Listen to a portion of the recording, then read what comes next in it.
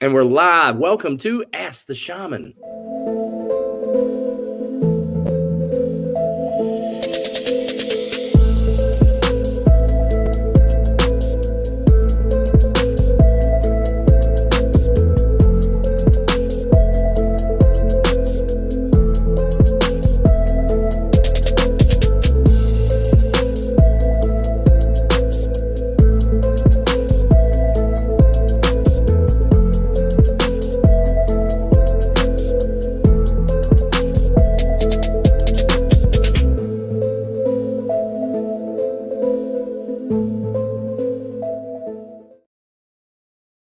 Grand Rising, everyone. Welcome, welcome, welcome. Make sure to bring your candle, light your candle, bring your sacred medicine pieces, your stones, your rocks. Let's hang out today and have a shamantastic great time. This morning, I have a special guest, someone who's, we were just talking about it, someone who's been here, it seems like, since the beginning, since I started doing these things. And that's my good friend, my brother on the path, my shamanic brother, 1 million Buddhas, Mark Meiers. Hi, Mark. Y'all. Good morning. So great to be here in the digital flesh with Mr. Tony here, who has been such a great teacher and leader and really helped me along on my journey of transformation, growth, and elevation. So thank you for having me. Thank you so much, Mark. I'm so proud to have you here. I know that normally your work schedule doesn't work out for you to be able to be a guest on the show, but you can kind of usually listen in the background. So you made it here today. Some sort of folly or mishap happened. What happened, Mark? How did you end up here today? How did God steer you into this space this morning? Oh, man, I had a lot going on the weekend. I got a little bit of a slight cold flu type thing. Just wasn't feeling my best. And even on Friday, my rotator cuff, I think I slept on something wrong and just wasn't feeling great. You know, I went to the gym on the weekend, was even like, should I really even be doing this? Went one day, went Sunday, and I'm like, okay, I'm going home, I'm resting. Yeah. Then on Monday, I'm like, okay, I want to get my money back up. I had Thursday and Friday off because I went to some exam prep for my license and all that. So I'm like, okay, let me get to work, and was just not feeling right, not feeling well, a little bit out of it. And magically, I happened to fall off of a ladder. It's like, I can't even say how this happened. It just happened. I was walking up a 6-foot ladder, got about probably 3 feet up, and I was carrying the big old hole hog, the big powerful drill for putting all these holes in the wood and pulling wire, and end up the ladder goes this way, I'm going that way. I did basically the Michael Jordan jump man holding a whole hog drill, and hit the ground on my heel really hard, and that ended up shaking up my knee. And I'm like, okay, I need to take a couple days off to rehab this. But you know, everything happens for a reason. I had a whole bunch of synchronicities really over the weekend that were kind of pointing me in some direction, and I'm like, okay, just take this time to regroup a little bit, refresh, which I cut my hair too. I'm like, that's just kind of one thing. I'm like, I just need to change up in my life. Sometimes just something simple like a haircut can refresh ourselves. And I said, hey, I'm usually listening to the show at work at least a little bit. But ever since I saw Faith on and a couple of your other guests, I'm like, hey, maybe I can just tell my story a little bit. And you know, I think that's helpful to everyone else just to see, okay, I went through this and that. I'm going through this and that. And it's okay. It's a part of the journey. Sometimes falling off a ladder is a part of the journey. Yeah. And just happy to be here this morning. Yeah, that's it. That's the mindset to have, you know, acceptance of whatever shows up. And we usually, how you were talking about, we usually get some signs first. And that's usually like, hey, it's time for you to take a break. And it's usually the higher self trying to say, you need to do more being instead of doing, is usually where that shows up. It's funny that you mentioned about like the cold thing. I kind of have a sinus issue going on myself. It just started out of nowhere day before yesterday. I was like, oh man, what's going on? I thought I was going to make it through. It's usually in mid-April, almost every year I have some sort of like slight to kind of minor respiratory issue. I thought, oh, I made it through this time, all the way till like, you know, just about May. So Mm. There it is. But those things, I see those things as more like downloads. It's changing your cellular structures, or kind of like viral infections of some sort. But Mm-hmm. those are ideas for a different conversation, I guess. Yeah. I would love to talk more kind of about your story. So it seems like 100 years ago, but it was a few years ago that I met you, and we started kind of working together in a sense. And then you flash forward, and next thing you know, you're one of my shamanic proteges in the Qatari tradition. And now here you are, flash forward. Now everything's switched in such a big way from the first version I met you, because you lived in a different state. I'll let you talk about that.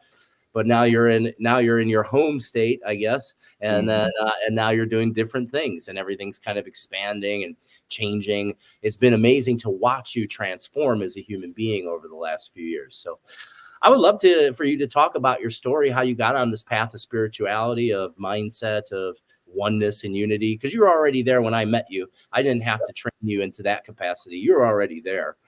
So tell us a little bit about that. How did you get here, 1 million Buddhas? Well, yeah, I can, always, I was raised in a pretty, I don't know, strict, but very direct Lutheran family. I went to private schools and all that. Looking back, I'd see it as more of a indoctrination of religion rather than a gentle expression. And how do you feel about this? Because, looking back at that and what I went through, I don't really see the point of talking to kids about God or the concept of God. It's like, let them tell me about it, type of thing.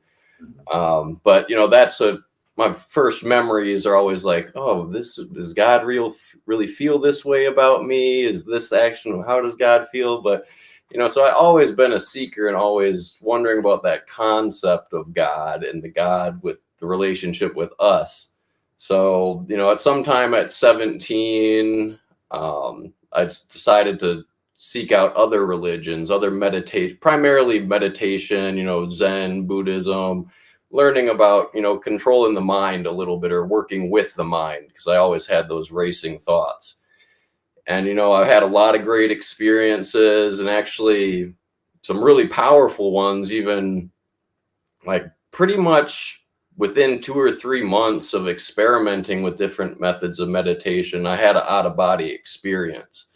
And, when I tell people this story, they're always like at the end, well, you sure you weren't on drugs? I'm like, yes, I know the difference of being sober and high. I've done my drugs. I've had my sobriety experiences here and there, in which I'm actually going on again right now. I'm doing a total kind of cleanse thing right now. But going back to the seeking and searching and finding, so, that happened, and that was a very powerful moment. I'd say that's the most blissful or just perfection state that I've felt before. Just, wow, this is it. What else could I ask for? And, I was always trying to find a way to get back there, because I never had a teacher, really. I had some masters who I read their books, and it just always seemed like, oh, I've already heard this. I already know this. It sounds like it's more like a friend. I'm like hearing words from a friend or from myself somehow. But anyway, fast forward years later, that's when I was 17. That was when I was in Wisconsin in high school. I'm down in Memphis, and I have some tumultuous things happen here and there.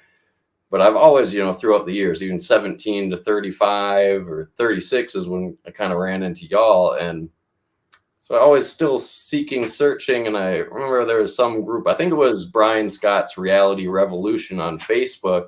And I just posted on there because there was so many friendly people helping, searching, seeking.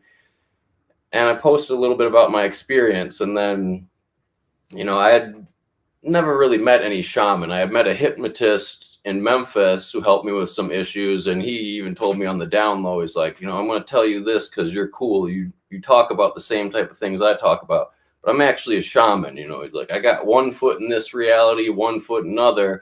He's like, I'm going to tell you a little bit of my secrets and that, but don't tell nobody about this, because I have the hypnosis license. I can't have that interfere with this. So, great experience. But then, I post up about my experience, and 2 or 3 people hit me up on that post, and all about shaman type things. And one woman had told me about her teacher, who is also from the Great Lakes area.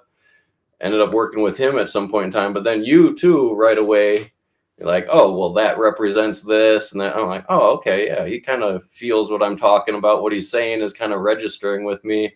And he just said casually, this is what I feel about it. And here's one of our YouTube links for breathing and all that. So I'm like, oh, okay, let me check this out. I tried out some of your exercises. I believe, it was something kind of like the vertical column of light. Of course, I've checked out all your videos, had a lot of fun experimenting with the different breathing techniques. Very unique, very useful. And, that registered with me. And then I started watching your show. So you're on Monday, Wednesday, Friday. I'm like, wow, this guy really getting into it, really trying this and that. So let me check it out. And, just always really enjoyed your message, what you're putting out here. And all the people who come and watch the show have been very friendly. It's a great community, a great tribe to work together, share experiences, nurture each other.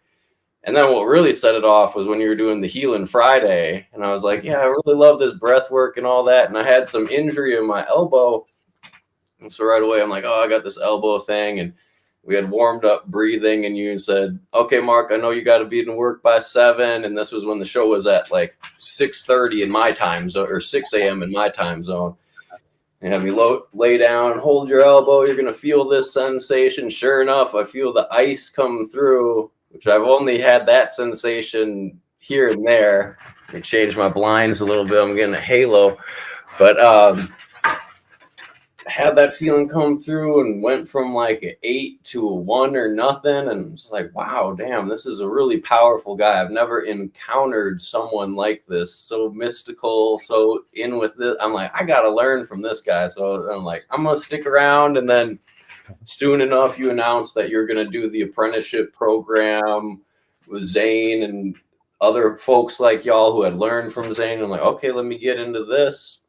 And then that even too, made more of a community, more people to work with, to just that family atmosphere of searching and seeking for our individual truth. And we all have similarities. So how can we work together, help each other out, and nurture ourselves to get further, to find out what we're all about? And it's just been great.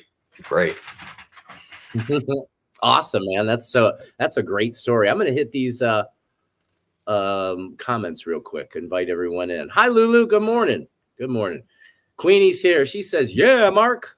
And Mary's here. She says, good morning, Paqos. Good morning, Paqo. So I love you sharing the story. Yeah, stories are great because they open up possibility. Because just as you were saying, it's always allowing yourself to be open for possibility.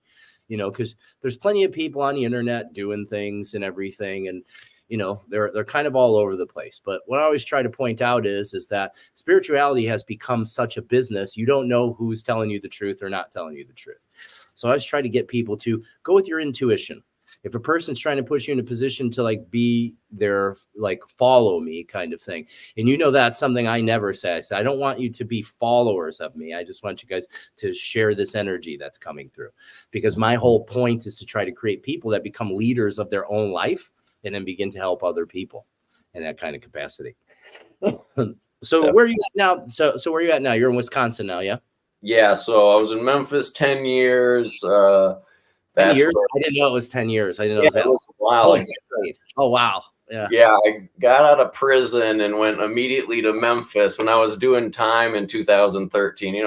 Everyone says the same thing everywhere they're locked up. Well, this is the worst. You need to get out of this state. But I heard it plenty of times. Like, if you can get out of this supervision, do it. And so I had family, so I could do an interstate compact, transfer my supervision, parole, probation down there. So I went down there in 2014 and stuck around basically 9 or 10 years. Had a really great time. I would almost say I was born in Memphis, even though I went there 28 years of age when I got out of prison. But Memphis changed my whole personality. I used to be really quiet, reserved.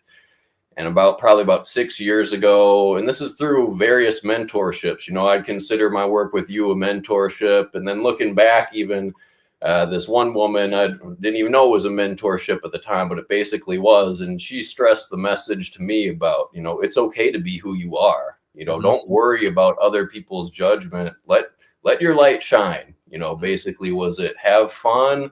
You being you isn't hurting anyone, you know, and be graceful to yourself. Try and learn and understand yourself and what you're about.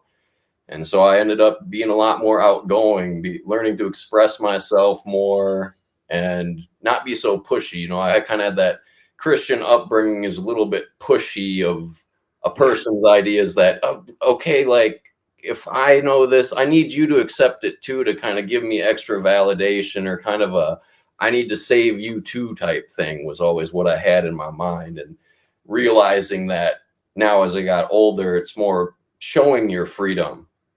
Show your freedom, show your love, and other people feel that, see that. You can't always express it in words, but they're going to feel it for sure. And that just being yourself helps out people so well. And I don't know, I went off on a tangent, but yeah, now I'm back in Wisconsin now since a little over a year ago. Ended up transitioning back here during the apprenticeship with you.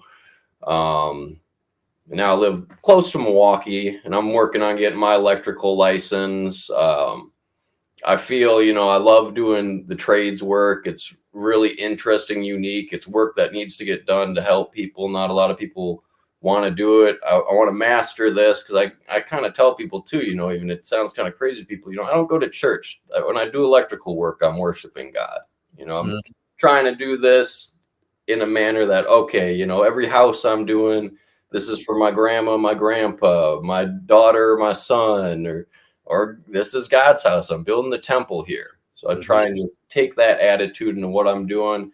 And I don't know that I'm going to be doing this forever, but I'm going to enjoy it the most I can while I'm doing it. I'm going to get all the juice out of it I can, squeeze all the juice out, work on getting my license. And I think I'm going to go back in the city like Milwaukee or Madison, or maybe back down south eventually.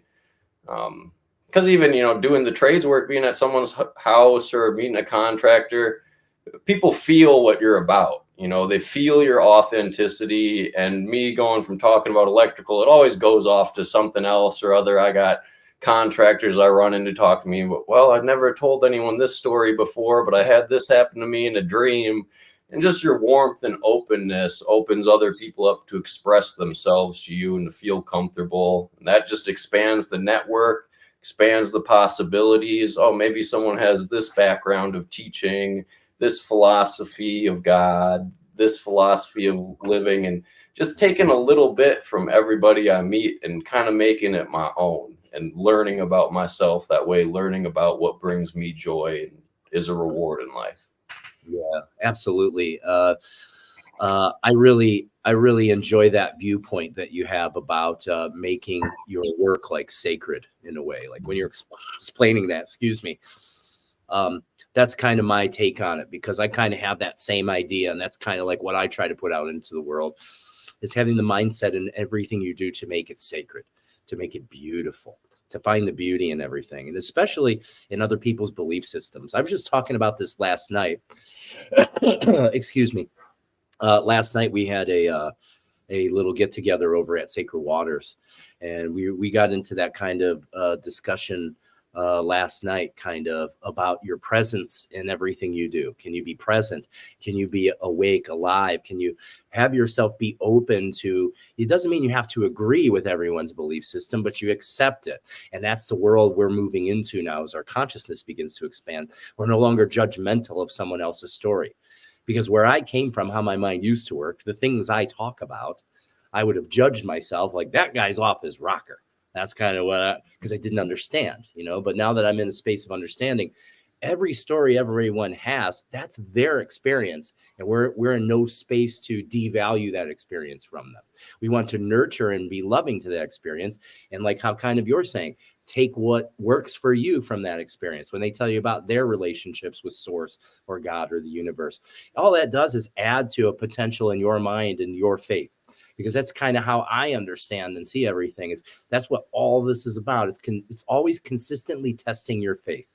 Can you stay in that mindset of belief that however it looks for you, God, creator, the living energy that is all things, is always working, is always trying to put you in your greatest alignment, working in your benefit, whether you know that or not in the moment. That's where I like to try to bring my attention and help others bring their attention. What if you can become acceptant of everything as it is, and then see the beauty in everything as well, without any restriction, without any resistance to it? And that makes a huge difference.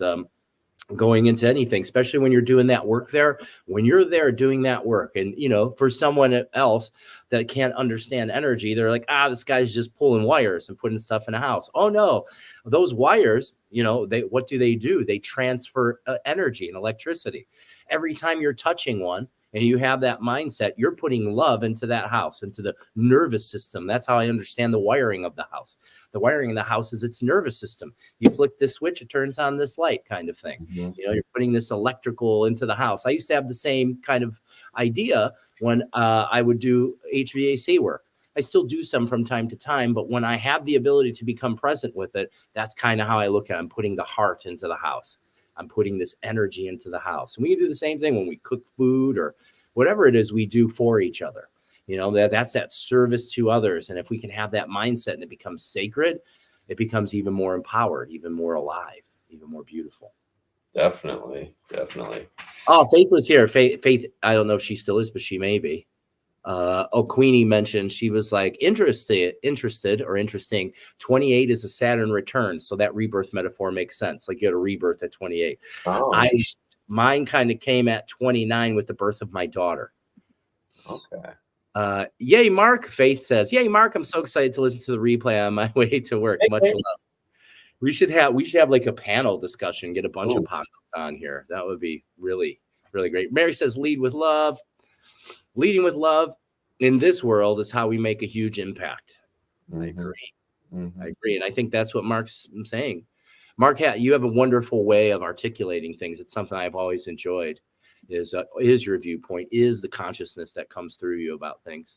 Making your work sacred is a very Buddhist concept as well. Well, that's probably where it popped up, because you were saying, like, what were your first kinds of study? What spiritual or religious studies after, the Christian thing, mm-hmm. when you're starting to open up your consciousness, what attract you, and what were the first things that you started kind of connect to and learn? Yeah. And even, going back to what I said about the Christian upbringing, I'm even learning to be more gentle about that and understanding, because now I'm seeing that it was just certain individuals who maybe didn't really get it, and their oppressiveness on me, I took that in as like, oh, this is how all Christians are. But there are plenty of Christians that, have a different way of putting it that wasn't the off-putting way that I felt it. There are plenty of great Christians. But when I started getting into the research, it was definitely Buddhist central.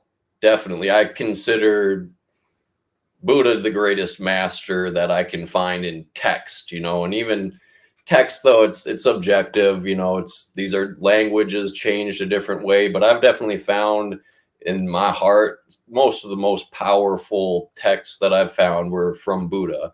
And, joyful exertion, like you said, make this work make it fun, make it a blessing.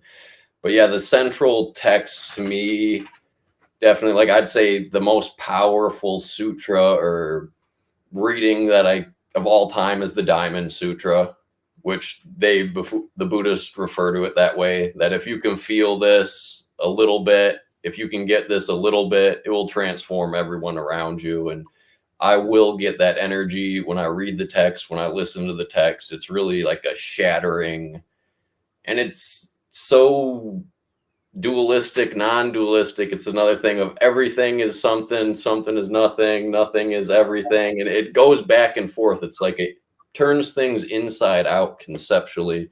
So I've always loved the Diamond Sutra, but if it comes to, I love parables a lot too. I love Sufi parables, which I don't know a ton about. I guess it's kind of mystical Islam. A lot of Hasidic parables too.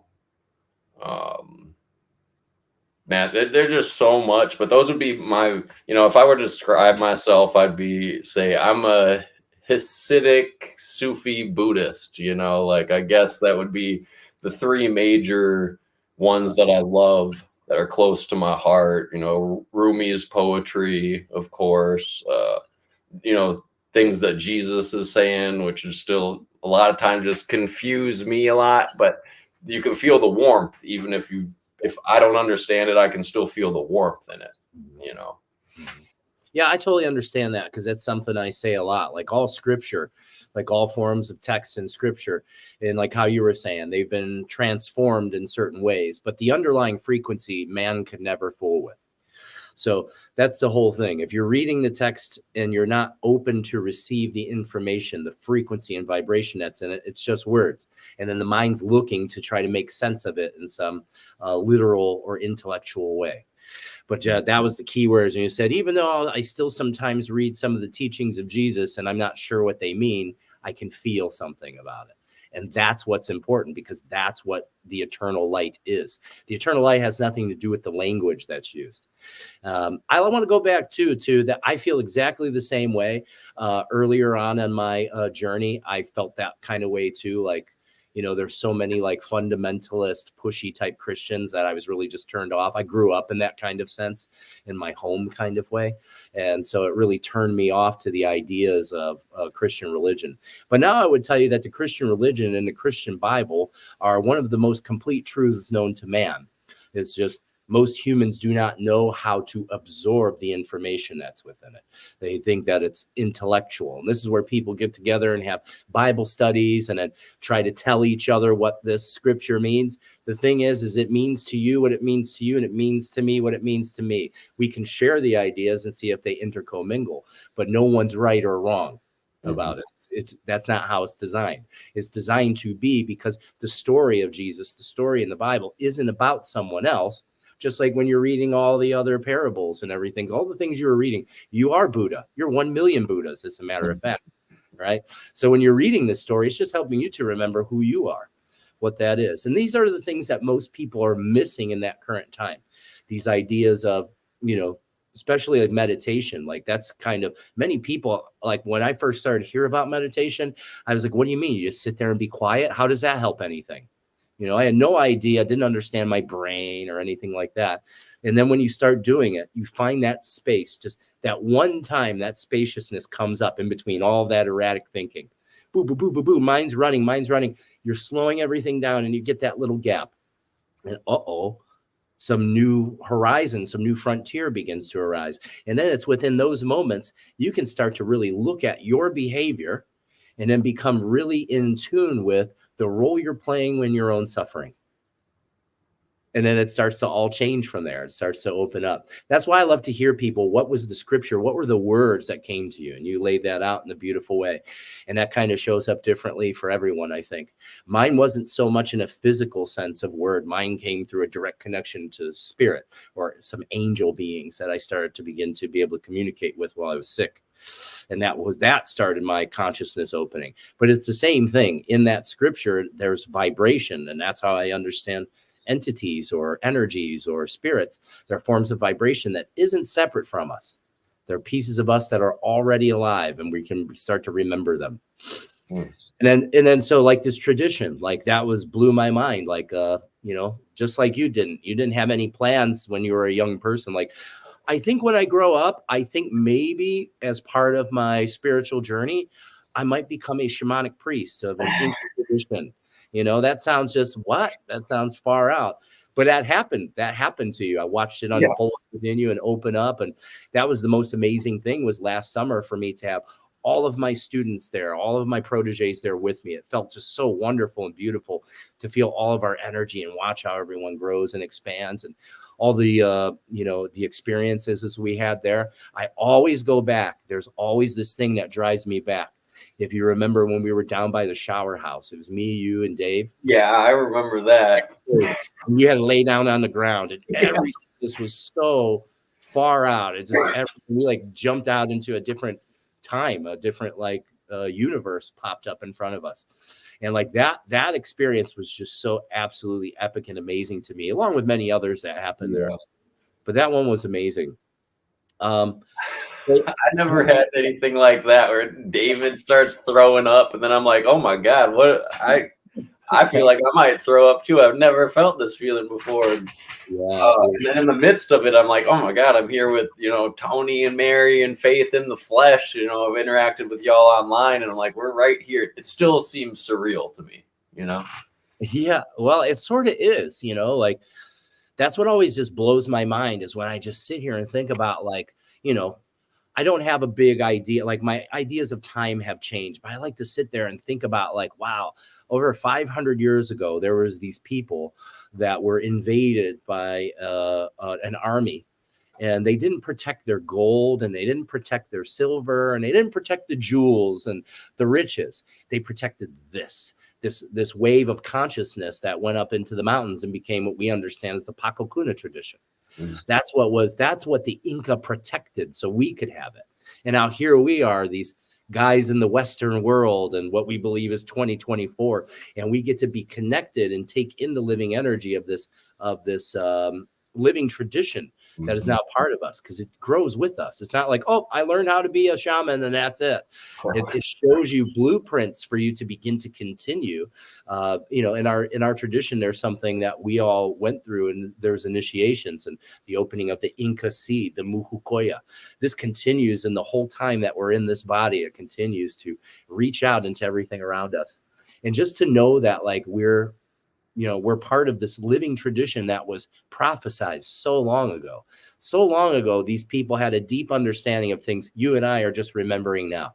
They had a really deep understanding of these things, and were able to keep that from being broken or destroyed, and kept it safe up in those mountains for all that time. All the people that held this together. And then that comes forward into more present times, and particularly always comes to me as the energy and life force of Don Benito Coriman Vargas. He's the Golden Hawk.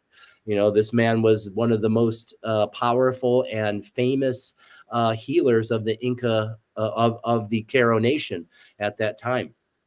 And, it's really amazing that his teaching came directly into our teacher's teacher, which taught into another, teaches into us. And now that we're in the world, it's coming out of us and connecting into the world around us. Every wire you touch becomes part of the Sikinan. Every time you're calm and you put something together lovingly, you're adding potential into the field around you. And that's amazing. That blows my mind. It's like when you sit there and really pay attention to that, it's like, wow, I'm so grateful just to be here, just to be here, just to do this. Just right like this. Here we are sitting on this morning show. Somehow my reality came to a point where I don't got to jump up in the morning to run off to do something I don't want to do. I can sit here and do what I want to do. I can live the life I want to, and that's, I think, a really important thing, because most people aren't doing that. Most of us aren't living a life that we want to live. You actually like what you do. You're enjoying what you do. That's wonderful. The most people can't feel. I didn't feel that way before. That's not how it feels, how it felt.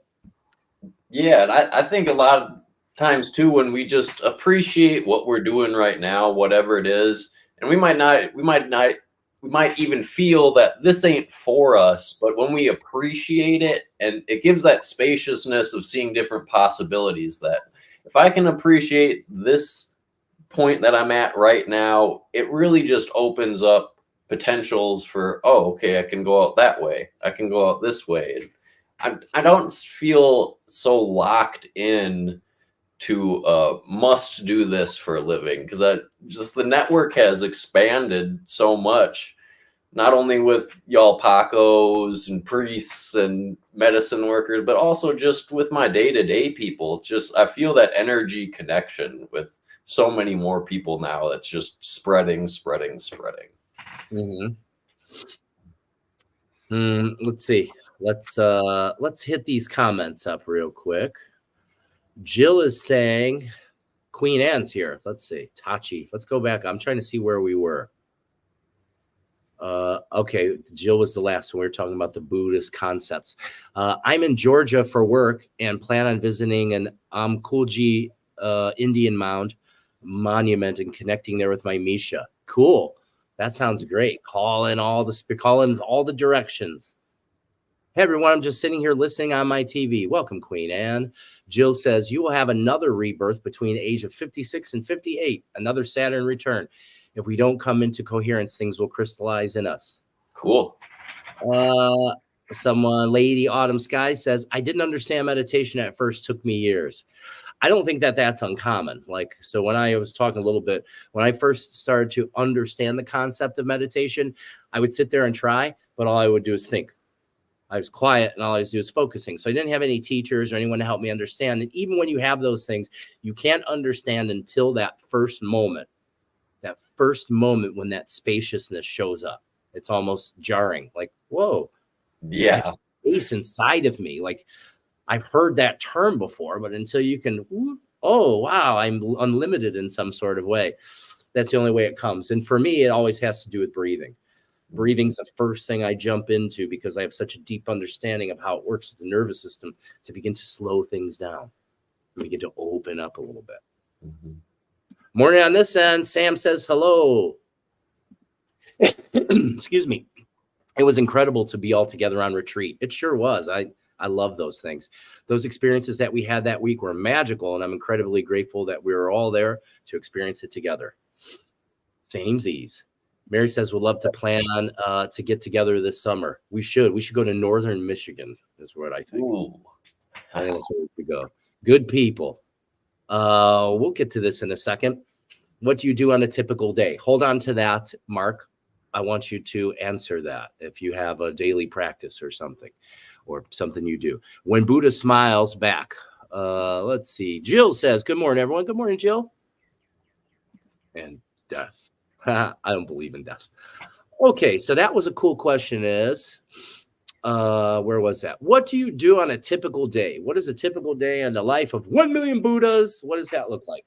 Oh, well, I am a pretty highly structured person. Like, I really do need to have kind of go like this for the day. I will put in windows of sometimes go do whatever, but structure is very important to me. So, first thing when I wake up, I typically, I've been looking at a lot of different physical fitness things now. So right now I wake up, I go on the scale every morning, just see, okay, what did my food and what did I ingest yesterday affect the weight of my body, whatever.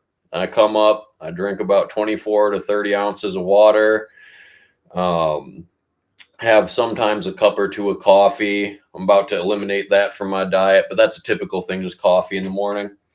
And then I sit down, I did a little bit today, write down my goals for the day. What are my major things that I need to accomplish and some markers for that. And before that, even though typically I'll do kind of a variation of Tony's vertical column of light.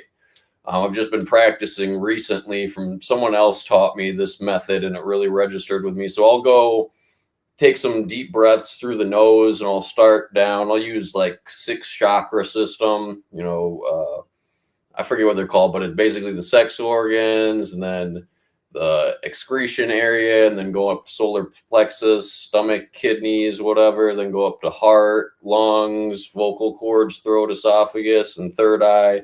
And I'll do a visualization process of usually about 3 or 4 breaths. I go into that first energy center. I see it as a solid. And then with my second breath, I see it become liquid and spread out. And then my third breath, I expand it as a gas to take up as much space as I can. And then I go up through the column and kind of activate each spot. And then once I get up here, I really kind of soak it in for a minute or two, maybe hold breath and pump up the spinal fluid and focus on kind of what do I really want to see in this day? What type of energy do I want to have? Maybe it's some joyfulness. Maybe it's a little bit stronger today. Maybe it's a little bit more creative.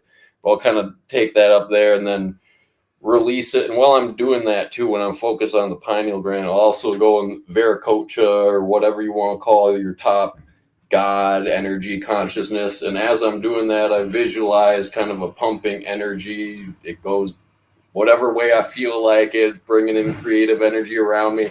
I'll just take 2 or 3 minutes to do that, and I will feel fresh as hell, high as fuck. You know, like I feel amazing when I get into that deep breath work, and that's just 2 or 3 minutes. You know, let me feel my body, feel myself, how I am today. And then I go and make my little list. Like, for instance, today I said, 7 to 8 or 9 is the Tony show I'm going to be on. Read The Dark Tower, which is, I've been talking to you about this for a while. The 7 books that Stephen King wrote about this Dark Tower series, and there's portals going into other dimensions. Just so happens I'm almost done with the series. I'm on book 7.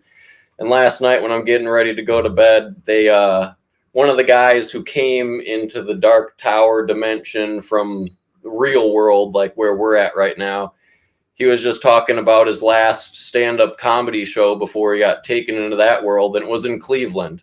And I'm like, okay, they have not mentioned Cleveland this whole series, and it's so funny that I'm going to talk to my friends in Cleveland tomorrow. But anyway, I got that. I want to read a little bit because I got the day off of work. 1 hour practice exam. Just had a exam prep last week for my electrical license, so I'm going to dedicate some time to that. Maybe go to the gym for a light workout for about an hour, depending on how I'm feeling. Ice up a little bit for an hour. Then I'm going to prep some organ burgers with ground beef and beef kidney, liver, and heart. So that goes up a schedule to about 3 o'clock. Throughout my day, if it's a normal work day, I'm getting into work at about 7 or 8. I put my timer on for 4 hours. After 4 hours of work, they're gonna take out a half-hour lunch break. Some guys take a break, some don't, which I'm like, I don't know how you're not gonna take a break. Like they're taking 30 minutes out. So I lay down on my 30-minute break, set a timer, and I just watch my breath, watch my body, do a little mild meditation. Can usually get kind of into a REM sleep state where I can feel kind of my muscles moving around, twitching, healing. My eyes sometimes move around. Get up from that 20 or 30 minutes of that, feel refreshed, go to work, come home. It's usually a meal prep thing. I usually eat just once a day during the work week, definitely between 6 and 8. Right now, actually doing kind of a cleanse type thing for the next 30 days. I'm just going to eat red meat, beef or lamb, water and salt. I have my addictions here and there that I love. Like I love smoking. Sometimes smoke a little bit too much tree. Sometimes smoke a little bit too much tobacco. I was doing the Zyn nicotine things, and I'm like, my sleep has been kind of messed up. So I'm like, let me just clear everything out for a little bit with that cold and flu thing too. I'm like, it's probably best to just not smoke for a little bit. Let me just clear this out, clear my mind, refresh myself. And sometimes I get a little bit too hardcore and it's like, oh, I'm going to quit this. I'm never doing it again. So when I went into the mind state with this, I took all my smoking supplies. I threw them in this boat, a boat that's up high in our garage. So it's going to be kind of a pain in the ass to get to. I'm like, I'm not saying no more ever, but 30 days, we're just going to cleanse a little bit. We're going to see how the body feels without all these different substances. Yeah. So that's a typical day, and go to sleep at 8 or 9. Usually do a little bit of breathing before then, lay in bed, kind of do that chakra system, or just evaluate the body, go from the toes, the ankles, knees, whatever. Try and have a little bit of communication with the body. Yeah, I love body scanning. That's a wonderful thing. I love to come into the body and give it attention because our attention is usually out here somewhere. Mm-hmm. I love that your consciousness, because as you're talking about, I'm watching your energy field move and the consciousness moving where it's telling you, Mark's just agreeing, yeah, maybe I shouldn't smoke. And the whole time it's your soul saying, you want to get rid of this stuff now. You want to let go of those things. And you're like, yeah, and I have that same kind of idea. Like when I was an alcoholic, when I stopped drinking, I wasn't like, that's it, I quit, I'm never doing this again. I said, I'm going to take a break. That's what I called. I said, just a break. And then what I did is I allowed that break to continue and expand. And once you go a certain period of time, now it's like a competition in a way in your own mind. You're like, how far can I go? Do I need to use alcohol or any other of these substances again? Do I need to? Let's see how far I go. And as you continue, you start to feel real good. Chances are, though, because we're humans, what will happen is the pattern will re-arise so you can learn again. That's what it's for. I've had so many, I smoked cigarettes up until like 2015. Uh-huh. It was 2011 when I got diagnosed with COPD. So I went 4 years still smoking like a pack and a half a day, all the way up until then. And then what happened was I decided, again, I did it as this thing, like I'm just going to take a break. Something helped me though. I ended up having like a medical issue. So I was in the hospital for a couple days, and that really helped me. And it helped me get rid of a bunch of addictions, sugar addictions, and I was on medications for ADHD, all kinds of shit I was able to stop doing because I just had a few days to detox and reset. I basically laid there in a bed for a couple days. They kept me on a really restricted diet, and I was on an IV helping me flush all the stuff out of my body. So it was like very much like a rebirth in that kind of sense. Yeah. And I feel like that's how it is when we do take, when we do that, when our consciousness steps in and says, hey, let's clean up your vessel. And we go, okay, we're going to do that. Like I'm having symptoms. This means I need to clean the vessel in some sort of way. Yeah. Like even right now, as you're saying that, I'm in that same phase where I'm starting to plan. I'm going to do like 100-hour fast. I'm going to go 100 hours in this one. And I think it's just time. Like I like to do them when my intuition says to do it. You're like, oh, it's time to do it. But I generally fast every day anyways, kind of like you're saying. I find that to be just really powerful in how I feel because I'm not overeating. I'm not stuffing myself full of food every 2 or 3 hours. I spent years doing that, trying to be as strong and big as I could. And yeah, it's difficult. Organs get all worn out. I did do a little period of time where I was playing a little bit with the carnivore diet. It just wasn't really for me. I liked it. I understand its benefits. I don't feel or believe it's a long-term solution in any sort of way. And people ask me a lot about food. Me and Zane were just on last Wednesday, and we were talking about diet and the thing that he does, the modern shaman's diet. And, you know, it's a form of detox. He's open detox pathways. I kind of do the same thing. I don't need to do that in essence because I use the cold water, saunas, breath work. All those things help to detoxify the body and open up detox pathways. But people ask me about food, and usually what I say is, well, I'm going to be really honest with you. I don't believe there's anything on this planet that's actually perfect nutrition for a human being. I don't believe that. I don't see that in any sort of way. So my idea is to try to eat as much whole food as possible and change it up. Try not to get stuck in a pattern or a rut, because it's when you're repetitive, when you're repeating the same cycle over and over, that's what usually leads people into like nutritional deficiencies and things like that. Do things in spurts, do things in like small like windows, like go 3, 4 weeks, 6 weeks, 8 weeks eating this way, then move this way, then go that way. But that's the primary thing. I get that, you know, as a holistic transformation specialist, diet's super important. But what everybody's looking for is that magic bullet. Yeah. The magic diet. Well, I don't know. There isn't one, and it's going to be different for you than for me.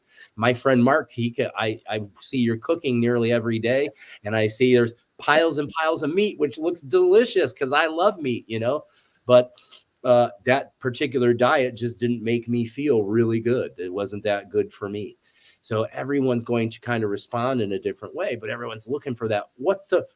That's a question, but what's the best thing for a human to eat?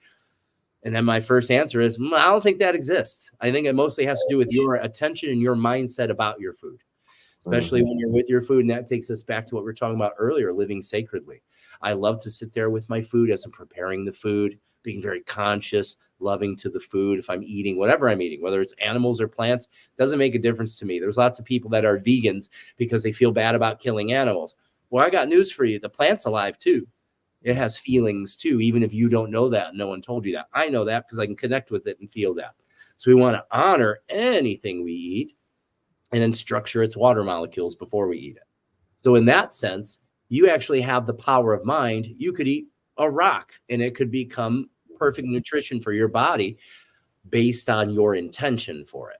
And so for most people, that sounds totally insane and ludicrous, but that's kind of where we're moving into our consciousness, probably to a point where, you know, and Zane and I kind of touched on that for a minute, of where you may not have to eat any sort of ideas of solid food, only for fun, maybe. I travel into other dimensional realities, and when my shamanic journeys, and when I go there are higher dimensional realities where we don't have mouths. We don't have sex organs or butts because we don't need them. There's no need, but we have the ability to make one happen if we want to. It can be there if we want to. But the thing is that's kind of where it's going now. Like my diet, try to prescribe someone a diet or supplements. My big idea of supplementation is, what can you do to improve flow of fluid in your body? That's what breath work does. When you're sitting there talking about that and your mind is connecting into your chakra systems or body scanning, what are you doing? You're using your intention to move energy and fluid all over your body. That's what makes it so beautiful and healthy for you. It brings health into the body. And then this goes into all of these kinds of teachings. There's teachings all over the world with different backgrounds, but they always kind of lead back to the same thing. Trust yourself, feel yourself, love yourself. I'm to a point now where I can just ask my body what it wants to eat. Do you want to eat that? I can be very intuitive. I can listen to it, what it wants. It'll tell me right away not to eat something. It doesn't mean I'd listen. Sometimes I just want to eat. I'd say my diet's pretty good. I mean, it's way better than it's ever been, but there's always room for improvement. I love sugar. I don't eat a bunch of candy bars or anything, but I'll buy like granola and stuff like that. And it's got sugar in it. And I'm eating it because it's satisfying my gut microbiome that wants all the sugar. Our gut's so intelligent that all those bacteria are so intelligent that they're able to send signals to your brain for hunger. You're not hungry. It's just the gut microbiome is hungry. The bacteria in the gut's hungry. Yeah, that is the most, I love, like you said, about fasting, just observance of the way the mind is, the sensitivity towards all sorts of different elements. And then that, eat. And it's like, well, I'm not really in terrible condition. I got some fat on me. I ate 12 hours ago. So for me, a lot of the fasting now is kind of pointing out, what are my stressors? What type of interaction am I experiencing that's making me get stressed and make me want to go to the nicotine, the coffee, or the food? Mm-hmm. What am I not gracefully letting happen and experience? What am I having some static reaction to? That's what the fasting is really powerful to me in that way, of just the chemical reactions we create for certain situations, and maybe how I could make adjustments to that, to just, okay, calm down, observe, maybe this way, maybe that way, not going, must do this, must do this. Let's see here. Sacred Beholder. I love you guys with your awesome names. 1 million Buddhas, the Sacred Beholder. Carnivore has been great for me. So glad you're quitting smoking. Your lungs will thank you. Indeed. Whole body. I love smoking, though. I just love it, Yeah. I can't disagree with that. I've gotten myself into, in the last several years, little stretches where I become addicted to nicotine again, using ceremonial tobacco. Like, I'll never smoke a cigarette or normal kind of tobacco product, because it's not even tobacco, but I will seek out like good commercial, non-commercial grade, really good kind of sacred types of tobacco, including mapacho. Mapacho is one of my favorites. It's like wild tobacco, and that's so awesome. And I connect really strong to, I call him grandfather tobacco. Yeah, so that energy shows up, and it's been a great teacher to me. But what'll happen is he'll start telling me, it's time for you to stop. It's time for you to take a break. I'm like, no, grandfather, I want to be here with you. And I'm just trying, then using this excuse to connect with spirit, so that way I can feed my addiction. And then I become totally aware of that. And then it's usually, Mary always laughs. She's like, I'm just blown away all the time by how strong your mind is. You just say, that's it, I'm done now. And I don't complain, have any fits, or I just let go. I just am able to let go. Like, there's things that happen, but I have my breath to be able to just take me back to center anytime it happens. And especially since I came from somewhere where I couldn't breathe, as soon as I start to breathe, I've trained myself to become grateful. You can train your mind to come into response. One big breath. I'm already turning on my gratitude. I'm so grateful for the spirit of this breath, for that light that comes into me, for that life force energy. Yeah, that's it. That's the thing. And that's why I teach it. Most people don't get it. They're like, I breathe every day, all the time. Like, listen to me. If you immerse yourself into this for a period of time, and I always try to say, before you make any decisions, let's see if we can get you disciplined for just 12 weeks. 12 weeks. It's 3 months. Every day you spend 7 to 10 minutes breathing. If you don't see a change, then stop. Then you can tell me that it doesn't work. You know how many times that's happened where someone's committed, did 12 weeks and tell me it doesn't work? Not once. Not even once. Not once. And people saying, I don't believe this. I tried it. It doesn't work. What do you mean you tried it? Well, I breathed on Tuesday. Did you breathe on Wednesday? No. Did you breathe on Thursday? No. Well, then you're not doing it. You know, you got to actually show up for yourself. Yeah, and with the quitting smoking, I think I'm really going to be like, okay, I want to smoke. I'm going to breathe deep and just do that, you know, evaluate. And that's going to give me such more of a high than tobacco or THC ever has, you know. Well, here's the thing. So my guide's asking me to relay this information to you. You have the ability, because it's already there. Your body, your energy system has memorized the feeling, because when you're smoking, it's changing vibration. Yeah, the vibrations in you. You're feeling the vibration of the tobacco. You have the ability to recall that. You could sit there, start to breathe, and call the spirit of tobacco. I do this all the time. I call it to me, and it feels like I've just smoked tobacco. I feel the connection into the energy in which it comes. You can do this with anything. You can do this with cannabis. You can do this with mushrooms. You can do this with acid. You can do this with anything that changes your frequency. You can memorize it. It's already there, so you won't have to go back and memorize it. Just the suggestion I'm giving to you. I feel that. That's awesome. Yeah. Have a shamanic journey where you see Mark smoking a big peace pipe with a Indian chief, you know, or Rumi, or someone shows a Buddha, maybe Buddha's there and you're smoking with Buddha, you know, and then you're not actually smoking or hurting your body, but you're connecting with that living energy, because it is a spirit. Tobacco is a spirit.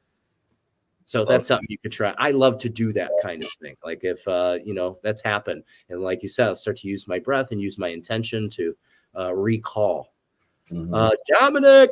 What's up, Dominic? Here for the world, my brother.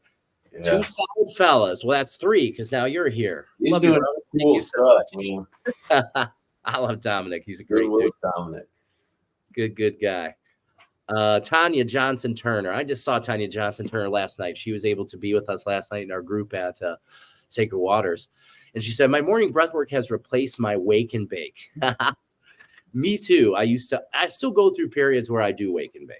I just don't do it forever. I'll do it for a little bit, and I'm like, okay, no more of that. But the breath work does. You're so open when it first starts. I start my day always with some breathing.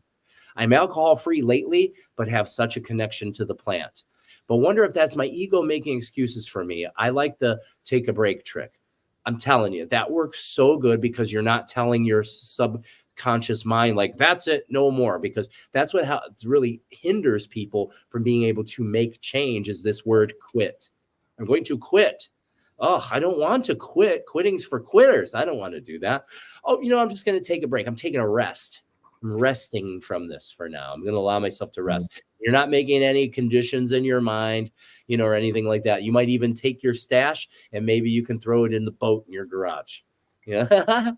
And it's not gone. It's there for some other day. Maybe in a future reality, I'll revisit that. But for now, I'm going to come right here.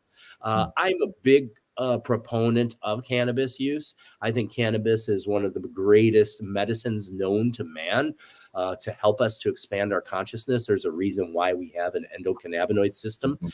Your breath can replace it, because as you're breathing, and as I was just pointing out, you have the ability to recall the feeling of cannabis. You actually have the ability to fire your endocannabinoid receptors. You can fire those things. You can do the same thing with your opioid receptors. You can control pain with your breath and your mindset, all of those things. So yeah, I even have shirts that say, get high on your own supply, right? Get high on your own supply. You don't really need anything exterior. And that's the thing I always tell everybody. You're never going to need a special diet. You're never going to need a book. You're never going to need a master. You're never going to need anything outside of you, really. You can use those things as guides to help you look inward. But it's always going to be you. It's going to come from you. You are the master of the universe in which you are perceiving. That's where most people get really freaked out, because of religion has made God somewhere outside of us. That's the big kind of joke, where it's nowhere outside of us. It's all within us. When you start to realize, and that's where people then they get mixed up. Like, well, I can't agree that I'm God. It's because of the idea of what you think that is. There's an expectation of what you think God is, like this supreme ruler that rules over everything. And that's just not what it is. It's living energy. It's life force itself. And we can really begin to tap into that, especially through that breathing. The breathing is, it's everyone here has talked about in some sort of way your breath. And this is all part of all ancient cultures and things. It's talked about in everything. I was even pleasantly surprised when I started to learn about the Inca traditions to find out that they use breath in certain forms to be able to alter state. Because as a shaman, that's what we need to do, is alter state. When I work with a client, you know, I work with someone, you've worked with me. What happens? I get you start to breathe. I start to have you open up your reception, and I just call in energy. And if you're open to connect with it, it starts to talk to you. It starts to intercommingle with the field and everything that's happening. But yeah, Tanya, to take a break. That's why I tell everybody. I have people all the time that come to me that have been in the 12-step program. They made it. You know, and I love 12-step programs. They're great. They're transporting you from one state of being into the next. But that's not the end. Many people get addicted to that end. And now what they're doing is they're just running meetings, and then it becomes religious. It's like a religion. They're almost, people come to me like, yeah, I've been going to meetings, and they've just become like really judgmental of me and all kinds of things. And, you know, it feels religion to me now. I'm like, that's okay. That's for them. That doesn't mean they're wrong. That's their purpose. That's their drive currently. But then when people show up to my space, I talk to them. I say, welcome to the 13th step. The 13th step is now you can decide to become free. You don't have to stay recovering forever, because you can recover. You can recover. I know that because I've done it. You know, it's possible for that to happen. But the first step is coming into the realization that, oh, I'm ready to evolve. Because I talk about this all the time, the layers of healing. We all start off as victims. The life's happening to us. The next thing that happens is because being passive and being a victim feels so bad, you want to turn up the pepper and become a warrior. And that's the next space where people become survivor and warrior. Those are two words that people bring, and they think that's the means to the end. I'm no longer a victim because now I'm a warrior and a survivor, but you're still separated. So that's just another step. The third step is coming into the mindset of I am creation itself. That's when you really become free, because now you're no longer pitted against anything. You're no longer, because long as I've been there. I was a warrior for a while. I've survived this. I'm a warrior. Like when I first started to heal, I was like, wow, I'm a warrior. I fought to come back from lung disease and all these other things. I didn't fight at all. I let go. That's how I stopped fighting. That's when it changed. It changes when you become into acceptance. Sam says, keywords will do it. I don't know. I won't look at all of these because I don't know what they're in response to, because we're not in real time anymore. Yeah. Sacred Beholder says, I totally agree. I think carnivore is meant to be a healing modality, and humans are meant to enjoy the variety of delicious foods we have. I agree. I totally agree. And I think you should switch it up, switch it around. I've seen to have the best health changes happen to me when I go 80-20. When I go 80% vegan, 20% meat or animal products. And I always just try to stick to the highest quality foods I can. Yeah. I go into that for me, I'm not talking for you or anyone else. Yeah. For me, that seems to work wonderfully. I feel wonderful and really good there, but I don't stay there. I like to move around a little bit. Mm-hmm. If you're really sick, go to one extreme or the other. Go to a full vegan or go to a full carnivore. Either one I think is a good thing, because you're eliminating what? Right. Sugar. Sugar is the big problem here. It's in everything we eat. Okay. Sugar is the issue. That's the thing that was demonized in the 80s. I remember in the 80s, everything became low fat and fat free. They demonized fat when fat's never been the issue. That was just sugar saying, it's not sugar, it's the fat. Makes you fat. When there's no studies whatsoever to show that fat causes any, unless it's like, you know, trans fats and things like that. But general fat, eating like beef tallow, is shown to be extremely good for you, right? It's really actually really good for you because it's dense in nutrition, right?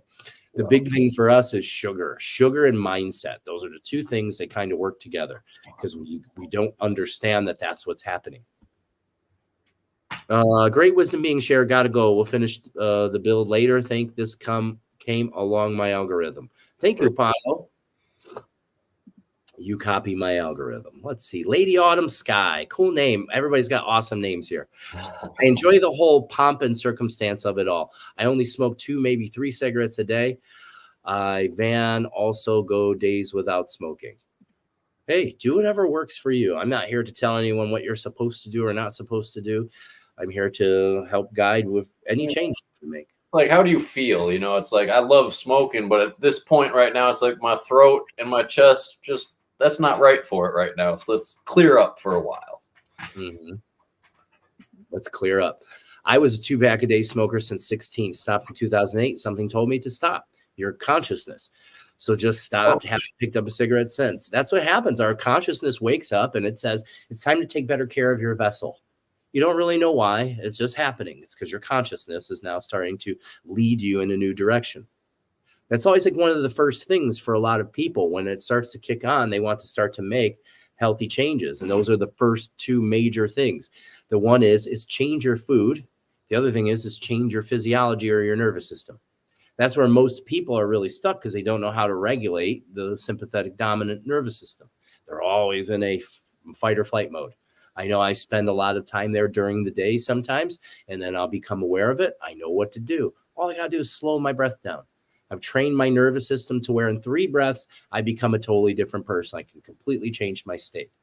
That's the idea. Oh, and one thing I just thought of too, I was just thinking back, the gentleman asked about the daily schedule. A big thing for me this past month that I really started doing is before I go to bed, I write a page of dream journal of my most beautiful, wonderful life. And even when I got into that 2 weeks doing that, and then I was going to write just a normal summary of my day, and I was like, man, I'm really writing just, oh, I wish this happened that way, or this shouldn't have happened. I'm like, man, putting in a dream journal and just the fantasy of everything with no, oh, this has got to be this, but no, this is the fantasy, the beautiful fantasy. It has brought a lot into my life and just a lot of better perspective, just to dream a little bit extra. So I'd want to remember to mention that my dream journaling has been powerful at the end of my day. I love that. Yeah, I need to do more journaling myself. I usually don't do too much of that.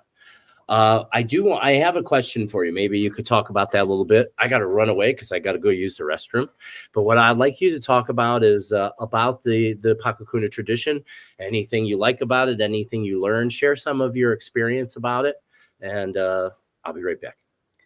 Man, so my experience, and man, I'm not even going to say, I don't get too much into the language of it. I'm just like, okay, this is that Peruvian shamanism that I've learned from Tony, I've learned from Zane. The most powerful thing about it was just really the family community-ness of it, the tribe nature. Because out of all my different experiences learning about this religion or that religion, this teaching or that teaching, this tradition has just been the most directly family oriented so far as I feel, you know, and that might just be, it happens to be all these folks in Cleveland who are about it, but just the closeness I feel with the different individuals in the apprenticeship, with like Queenie, Faith, Mary, you, with Ricky, Tommy, just the closeness I feel.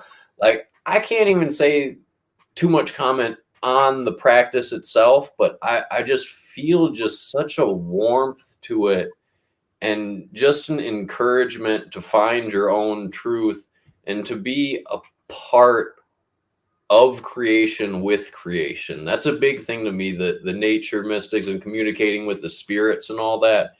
You know, I don't get too crazy into the practice. I'm more into the generalness of it. I take a little bits and pieces of every religion, you know, but that is the number one thing for me, that y'all have just shown me how loving it is, how caring it is. And it just makes me really feel like I'm a part of a family as I search and seek and find my own truth. It's just given me just a great great feeling of potential, of possibilities, and just of being great where I'm at right now. I love that. I feel the same way. I feel like that's one of the most wonderful parts is the connection, the family feeling of connection. And that's what its design is. That design is for us to create our spiritual family and then allow that to spread out into the world from us. Because yeah, there's lots of us here in the Cleveland area, but there's Paqos. I'm training people all over the world. You know, in the last year, I've initiated 24 priests into the Paqo Kuna tradition, not only the Qatari tradition, but my own tradition in which I've been able to start the Wilka Intiayu, the Sacred Sun Medicine Society. So that's what I see is that there'll be more of that begins to spread all over the planet. And that's like in the Inca tradition, how they talk about the rise of the rainbow tribe. We are that rainbow tribe. We're the people of all different races, ethnicities, backgrounds, ideas, religions. There's no one way of being. And that's what I loved so much about the learning of this tradition is that basically there was only two things that first were introduced to me, which I already agreed with. And it's not that they're rules, they're ways of being. The first one is understanding or putting yourself in a position to understand that everything's alive. I already knew that when I started because I could see and feel the energy and started to know that, wow, I'm part in another sense, quantum. Everything's part of a quantum field of life and living energy. So I was already fully aware. So when that showed up, I was like, oh, wow, this is perfectly in alignment with already what I think, feel, or agree to. And then the next thing was the word Aini. Aini came up, divine reciprocity, which just makes total sense in terms of like universal law. You know, you're going to do your best, give all of your love to the greatest of your ability without expectation of how it should return. That's faith too, knowing that the creator or creation itself, or, you know, there's different ways for the mind to kind of process or analyze that, but understanding that the universe will reciprocate.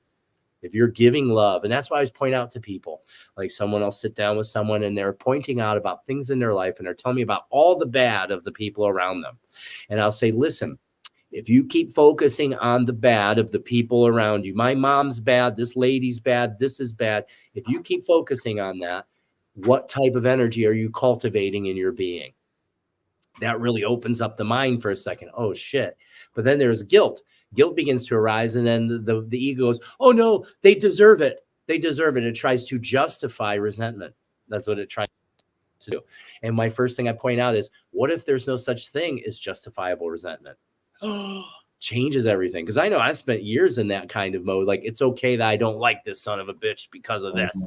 Yeah. Right? Not knowing that it's me. And that's why I love to point out your anger, your rage, your hate. The person you have it for doesn't feel it. You feel it. It's yours. It's all yours. But yeah, I love that. I love the feeling of this community. I love the feeling of our family. And, you know, and I like how you're explaining, like, yeah, I'm not completely immersed into this Inca way of being. And that's perfect. I wouldn't ask for you to be anything else, because I'm the same way. I'm a teacher of this tradition, but I don't think this tradition is what's the most important thing. It's a structure. And that's what our religious or spiritual teaching is about. It's not about the teaching and being a student and just this. It's about using the structure to help yourself to grow and expand, like a trellis in which to grow your plant life on, your matter on, to grow that on. That what I think is the most important. And how does that begin? By cultivating loving family, right? We're not like-minded, which me and you don't think alike, which is great because that makes it more fun. I can be more appreciative of your input and the way you see things. But we are like vibration. We're people that are vibrating in a space where what's your primary goal, Mark? You're trying to just be the best version of you and enjoy this reality, right? Yeah, that's the underlying message too that I think I've found, especially over this past year or two, is like, you know, show your life online. I've started to post a lot more on YouTube, on Instagram, and it's not to get attention. It's just to show this is what brings me joy. This is what brings me love. And if I can share this and get somebody to accept their own personal joy or love that they might be not all right about stepping out with, if I can just empower one person a little bit, I've changed the entire world. And I feel so good about that. And it's, it's happening more and more. Just a couple other people, Dominic was like, oh, I'm interested in this carnivore diet. Can you give me a couple tips on it? Yeah, sure. And he said some positive. Another guy who owns a lawn care company that I talked to on Instagram, I'll talk to him a little bit about religious this and that, and he'll just be like, wow, I've never heard someone say that the way you said it. And I'm like, oh, okay, cool. I helped him to think a little bit differently, and he was open to that perspective. That's just one little change, and it doesn't matter. You don't need to do one change a day. If you can have one person feel that vibe and be positive in your entire life, you change the world. That's it.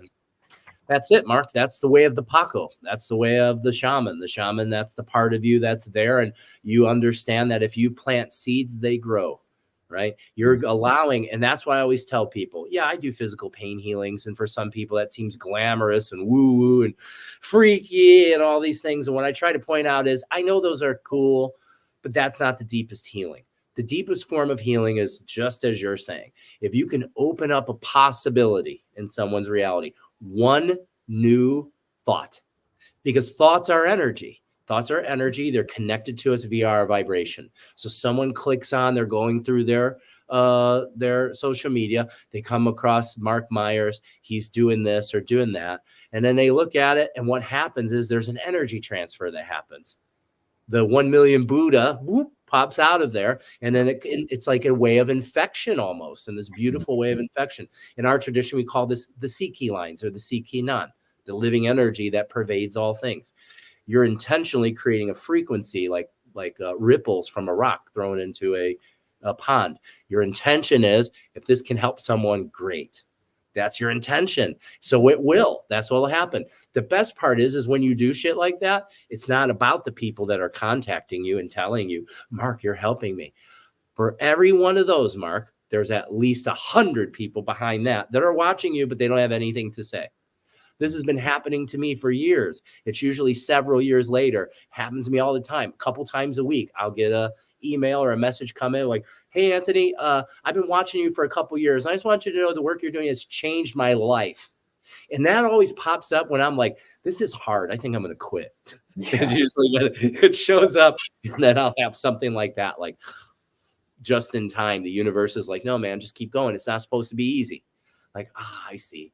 And then that shows up. Then that's my teaching. Now reciprocity has happened because I gave that love out into the world. It came back when I needed it, and that loving whatever it is. I've been sharing more like reviews and things lately. I get some really awesome ones. And when the really good ones show up, I try to hold on to them. And when I feel like it's time, I'll share that.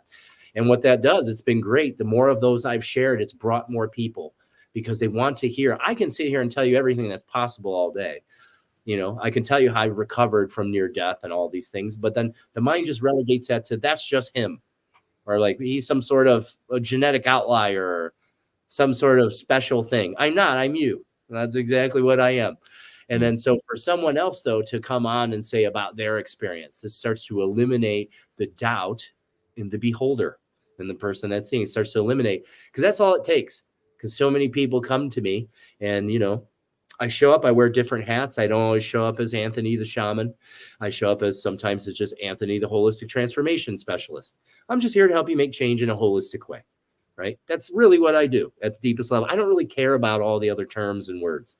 Don't care. I'm here because I want to help you change, because I know if I help you change, you help me change. And if we're changing, it's all changing. Yep. Because there's separation. That's what drives me. People ask me, why do you do what you do? And all these things. I don't know, because I believe that I'm part of a neural network, and most of my job is to improve this neurology and let it pour out from me. It'll connect to the people like you and everyone else. We connect to each other. And what is that? That's that feeling of family. Remembered, because guess what, Mark? We've always been here. We might not have been Mark and Anthony, but we've always been here. That's the truth. And then we start to remember. And that's why in our tradition, I love that it's called, because I always said that before I got to the tradition. It's a remembering. I'm not learning. I'm remembering who I am.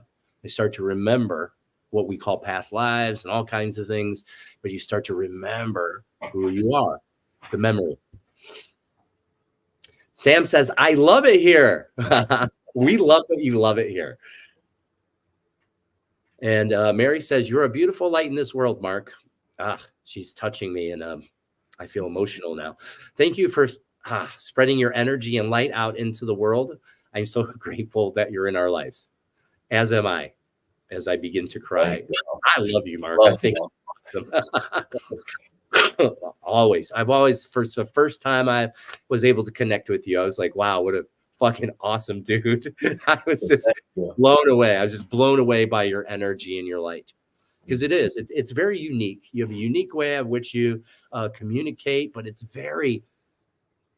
you're just really good with certain ways of communicating. And I'm a rapper without the rhymes, you know, speaking metaphors and similes. And it was, you know, working with Jake Thomas. I knew I was always kind of like, he's a very different individual than me. And I was commenting on some posts that he said, and he's like, Mark, you're an integral part of the gumbo we got cooking up here. And I was like, damn, he knows me now. Now he knows. He knows you. No doubt about it. Tanya Johnson Turner says, I love that. If you help one person, you've helped the world. Right. Nothing lights me up more than seeing the light come on in someone else. Yeah, it fills your bucket, you know. It fills your bucket to be able to help someone else have that one new thought, just one new thought. I tried to aim for myself to have one new thought every day. I'm like, what's one new thing I can, you know, I don't have to learn a whole language today, but what if there's one thing? And then I pay attention to it and I give gratitude for it. I've learned something today. And then you're giving your love to that actually cultivates it and opens up that more potential. That's how I loved how you use that word. I love when people use that word, potential and possibility. If you can open yourself up to all the potential and possibility that's available, you have so much to choose from. There's so much to choose. Yeah. But all of us get to points. I know you've been there. I've been there where I feel like I don't have a choice of some sort. Yeah. That's just the lie, and that's okay. I can't believe we went 1 hour and 21 minutes already. I'm going to run some little commercials here. Book a session with us at thepositivepineapple.org. If you have not yet experienced a session with myself, Mary, or me and Mary, I recommend you try it out. You don't got to take my word for it. You can take the word. You can check out our website. We have some people on our wall of fame, and I regularly post some of the testimonials and things. You don't have to have any sort of expectation of how it should be. Many people, that's what they ask me is, okay, I'm thinking about someone's telling me to do this session with you. What's it look like? And I say, I don't know. Because I'm an intuitive. I don't read from a book. I'm not like a standard form of therapy or anything like that. When you show up, I wait for us to start moving into the space and we'll work with whatever shows up. My goal is always to try to help you become your greatest possible self.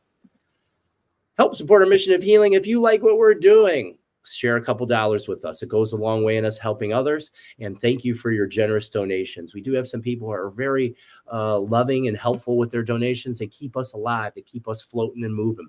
So I want to thank you all so much for that. Thank you. Thank you. Thank you.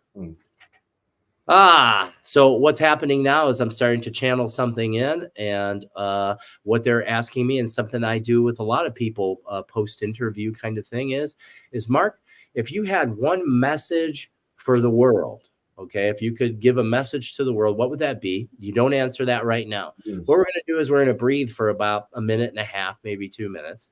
And what you're going to do is you're going to allow yourself to channel whatever that energy is, and then you can articulate it, okay?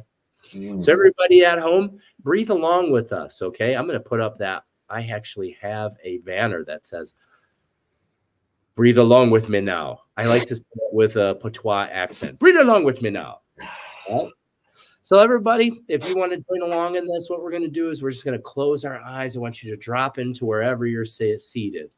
And you're going to bring all of your attention into your breath. You're not doing anything with it yet. You're just feeling your breath as it comes in through your nose and out through your pursed lips. And in through your nose and out through pursed lips. Slow breathing.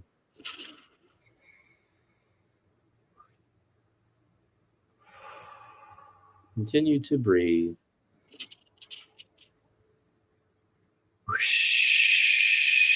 Closing your eyes, you're continuing to breathe as I'm talking, and you're feeling your breath expand into your belly, in your chest, in your head, and leaving through your pursed lips.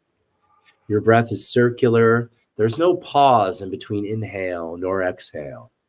You're allowing your breath to move like the waves of the ocean. And as you allow your breath to move like the waves of the ocean, you're going to use your mind's eye and your disciplined imagination as if you're laying on the beach, right at the edge of the water. And as you're breathing in, the water rises, surrounding around you. And as you're exhaling, the water returns back to the ocean. You're just allowing the soft kiss of the water to run along you and back down. And as you allow this to happen and you continue to breathe, you can begin to set your intention to release any heavy energy you may be holding on to. So anything that feels heavy or stuck or stagnant, in this moment, you can allow yourself to release. Using the intention of your breath as you're breathing in fresh energy and blowing away heavy energy. In with fresh energy. Blow away the heavy. In with light. Out with heavy. In with happy. Out with sad. In with confidence. Out with self-doubt. In with joy and ease. Out with restriction and pain. Breathe in health. Release illness. Breathe in again. Health. Release anything else. Again, let's breathe in health. And release anything else. Breathe in abundance. Release lack. Breathe in abundance. Release lack. Once more, breathe in abundance. Release lack.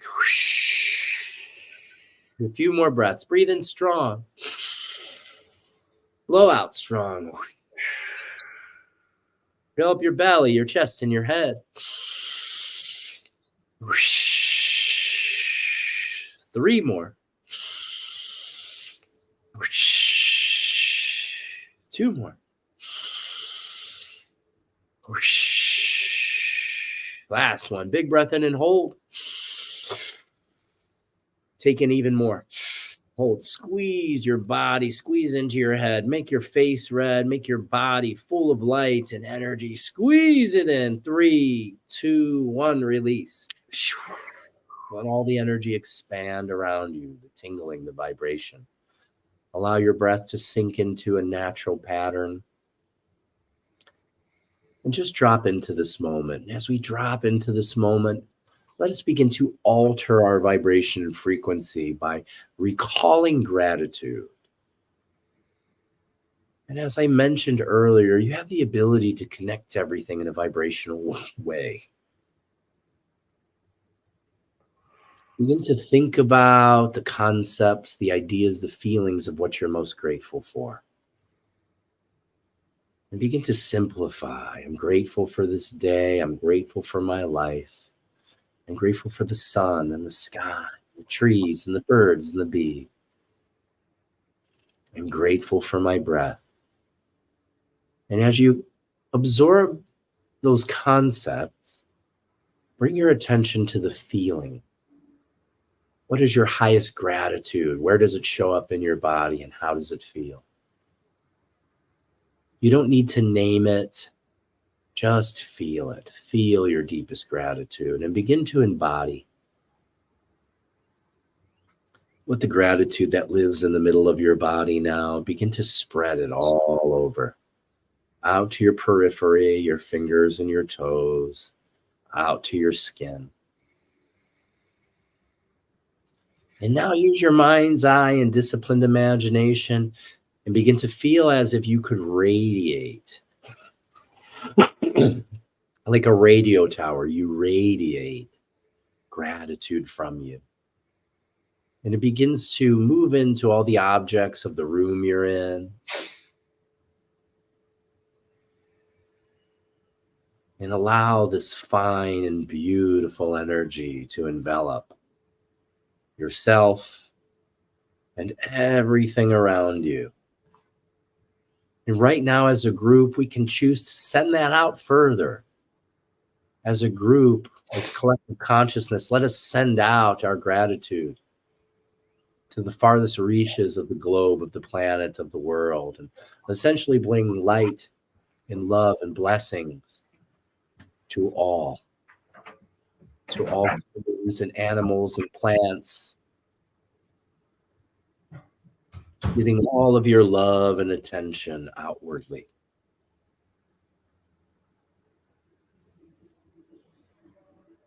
And then what we're going to do is we're become like a pump. You're breathing in through your nose and you're breathing in gratitude, and you're pumping it back out through your exhale. I breathe in love and light. It saturates me and I send it out. Blessing all that there is. The entire globe, the entire planet. Breathing in and sending out. And breathing in and sending out. Gratitude in and gratitude out. Two more. Gratitude in, gratitude out, and gratitude in, and gratitude out. And just relax. Just relax and allow yourself to sit in this moment. Allow yourself to say some sweet words to yourself. It's always important to bring love into you. Telling yourself, I love you. I'm proud of you. You're doing a great job, and we can continue to grow and even do better. Say some beautiful, sweet things to yourself, especially if you have problems with self-talk, where you talk to yourself in a negative way. Recover that now. Say some beautiful things inwardly to yourself. I am light. I am love. I am worthy. I am enough, just as I am. I am a living miracle, and I am creation itself, and I am so grateful.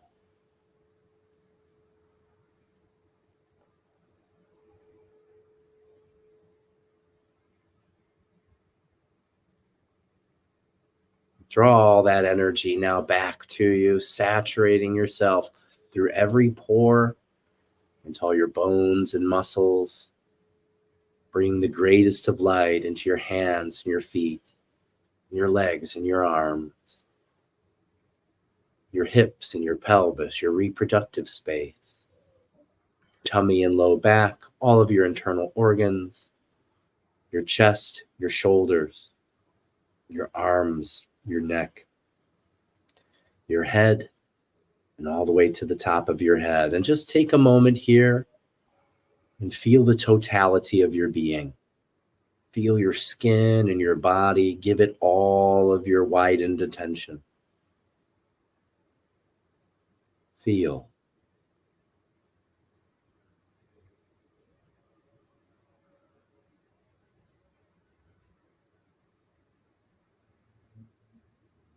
Now, using our intention, we're going to close the bubble, bringing your bubble back to you. Bring your hands together in prayer position in front of your heart. And take a moment to give thanks to whatever it is that you perceive as the highest power, or the most holy, or the most sacred. And let us extend our thanks. Thank you, thank you, thank you to all the beings of light, energies, and spirits that have come into the space to bless us this morning. Thank you, thank you, thank you. Thank you for the divine light that lives within each one of us. Thank you. Thank you for this beautiful soul family, and thank you for this day. To you we pray. Aho. Amen.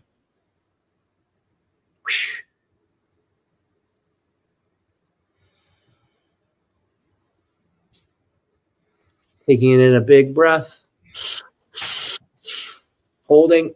I'm going to count down. When I get to 1, you're going to clap your hands nice and loud and blow out forcefully, letting yourself come back to a waking position. 3, 2, 1. Coming back to the present moment. Great job, everyone. There was a lot of energy there in that space. I really enjoyed it. Very good. Thank you so much, Hazel Newton. Awesome. That was I had to get up and use the restroom, and that was like the best feeling piss I ever took in my life.